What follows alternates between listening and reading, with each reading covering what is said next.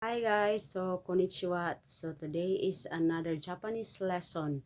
So ang pag-uusapan po natin sa araw na ito ay ang tungkol sa transitive at intransitive verb at kung ano ang pinagkakaiba nito. So kailangan pong malaman nyo ang pinagkakaiba ng transitive sa intransitive verb para di po kayo malito or magkapalitan ng paggamit nito in a Japanese sentence. So ngayon po ay ipapaunawa ko sa inyo in the most simple way kung paano natin malalaman na transitive nga ba ang gagamitin or intransitive verb. So ang transitive verb po ay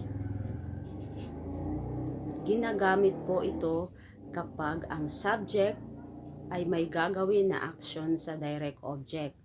So, tandaan nyo po na sa sentence po ay mayroong subject at mayroong direct object at may gagawin ang subject na action sa ating direct object. So, yun po.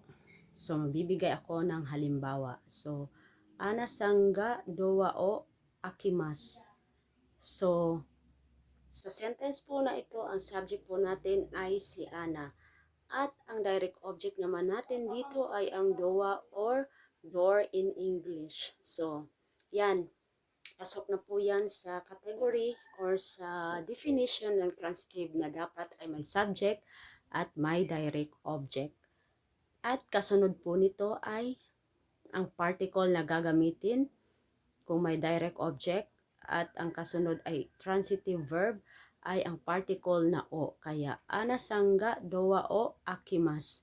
So, akiro po ang gagamitin natin dyan dahil may subject tayo at may direct object at ang ginagamit na particle ay o. Kaya, akiro, which is a transitive verb. So, ngayon po ay alamin naman natin kung ano ang nakapaloob sa intransitive verb. So, sa intransitive verb po ay may sense pa rin ang sentence kahit na walang action na ginagawa ang subject sa direct object. Kasi sa sentence na iyon, subject lang ang mayroon at saka ang particle at ang verb na intransitive. So, nagsa-stand alone po siya kahit walang direct object na nakapaloob sa sentence. So, I'll give you an example. So, ito po ay ang dowa ga ay teimas. So, ang subject sa sentence na ito ay maliwanag na door or ang dowa. So, kaya ang kasunod nito ay ga dahil ang ga po ay ginagamit as a subject marker.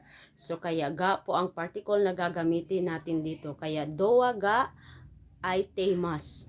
So ang dictionary form po ng ay teimas ay ang ako.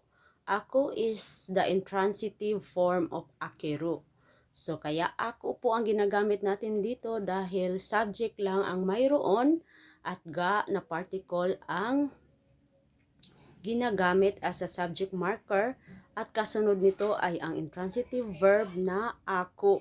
So kung mapapansin nyo, wala po tayong direct object sa sentence, ngunit may saysay naman po ang pangungusap na sinasabi kahit na subject lamang ang ating ginagamit. So sana po ay naintindihan nyo ito at magamit nyo ito sa inyong Japanese conversation with your friends or coworkers or kahit sa mga boss po ninyo. So, yun lamang po. Marami pong salamat. See you on my next video.